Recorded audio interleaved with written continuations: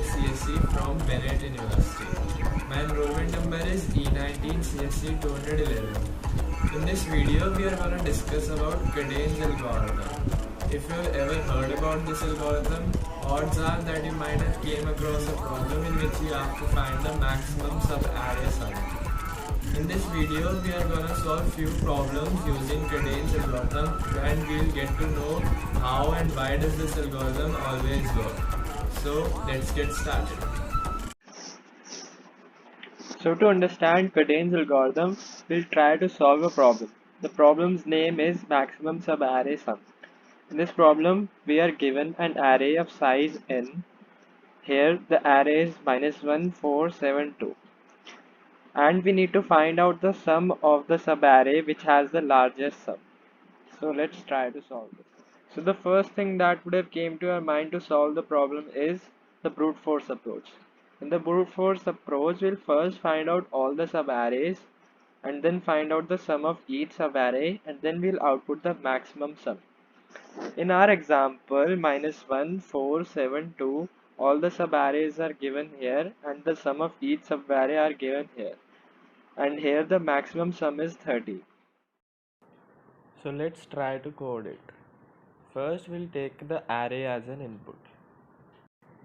And then we'll apply 3 for loops. The first for loop will be between 0 to n. And the second for loop will be between I to n. After this we will initialize the sum variable as 0, as we want the sum to be 0 after each subarray ends. And now the third for loop will iterate over each subarray and add the sum to the sum variable.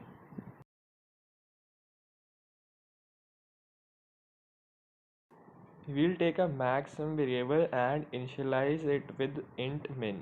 As we need to find the maximum sum, we'll initialize it with int min. And then the max sum value will be maximum of max sum and sum. And then we will output the max sum.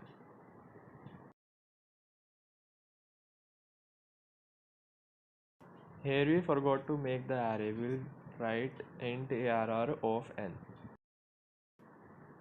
So now let's test it. As you can see, 13 was maximum. Let's observe our solution. Was that solution efficient? Find the maximum sum of the subarrays. We used 3 nested loops. So the time complexity of the problem will be O of n cube, which is very high. So this solution was not very efficient. And what if the n increases? That is, the size of the array increases. As the size of the array increases, the number of subarrays will increase rapidly, and hence it will be more difficult to iterate over each subarray and find the sum of each subarray. So is there any possibility to solve it in lesser time complexity? Let's find it out. The answer is yes. We can solve the problem in a time complexity of O of n using Cadence algorithm. So first let's find out what exactly is Cadence algorithm. In Cadence algorithm, we'll maintain a variable current sum which will store the sum of the array till the pointer I. But there's a catch. We will regularly update the current sum variable after every iteration, and we'll update the current sum to 0 as soon as the value is negative. So let's understand this by taking an example. Let the given array be -1, 4, -6, 7, -4. Here the maximum sum will be 7. So let's see. Current sum till first element will be -1. So we'll update it to 0. And the current sum till second element will be 4 as the value 4. Current sum till third element will be 4 plus -6, which is -2. So we'll update it to 0 again. And the next element will have the current sum value of 7, which is greater than 0, so we'll store it in the current sum variable. And till fifth element, its value will be 3, so we will store the current sum value as 3. And now as we can see, the current sum has the maximum value of 7 and hence will output the current sum. So let's try to code Cadence algorithm. We'll first take the array as an input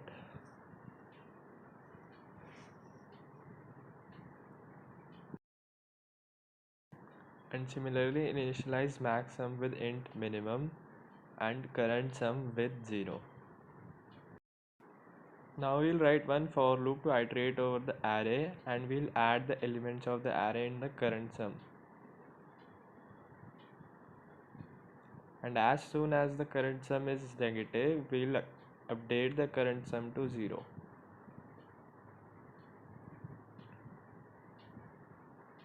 And the max sum will be equal to the maximum of max sum and current sum. And we'll output the max sum. So let's check it. The array has 5 number of elements and we'll input the array. As you can see, the maximum sum is 7. So you might wonder how this algorithm works always. The answer is we want to include those elements in our subarray which will give out the maximum sum.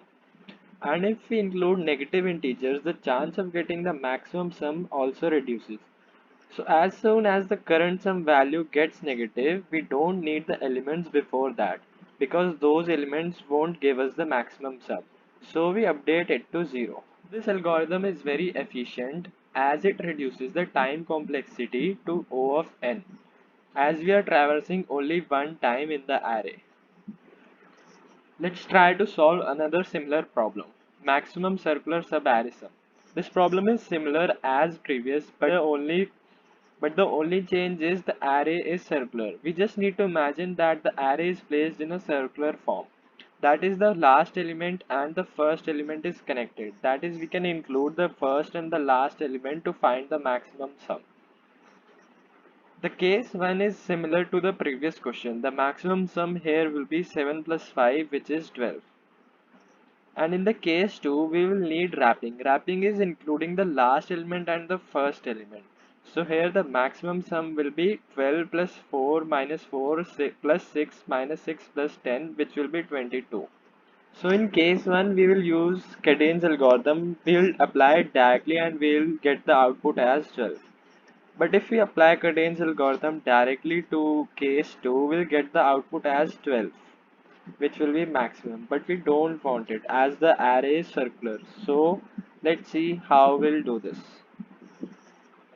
If we call the elements which give the maximum sum as contributing elements and the elements which don't contribute in giving the maximum sum as non-contributing elements, so see, if the contributing elements are wrapped, as in case 2, see, the contributing elements are wrapped. So the non-contributing elements will be non-wrapped.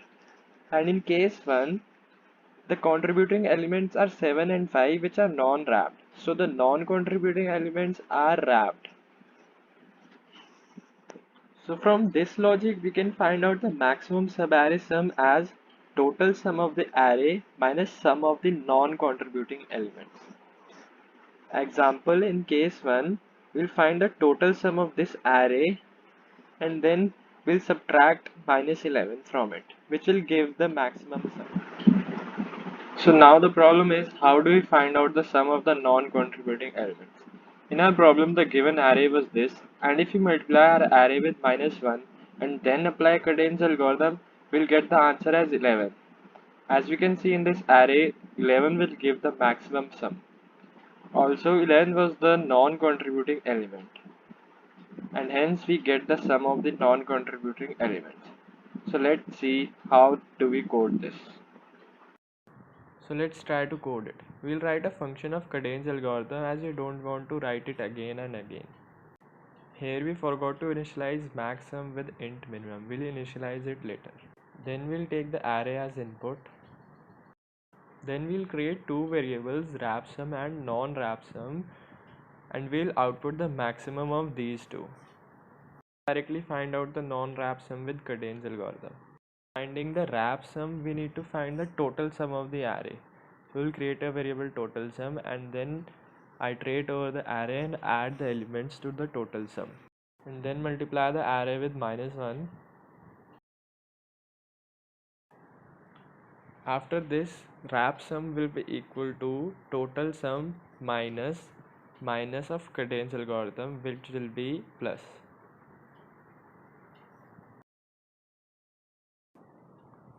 Then we will output the maximum of wrap sum and non-wrap sum.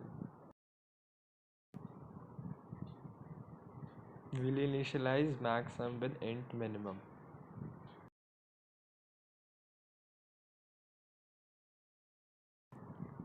So let's test. The number of elements is 7. We'll input the array, and as you can see, 22 is maximum. We'll take another example, case 1. The number of elements is 6 and the maximum sum is 12. Thank you for watching.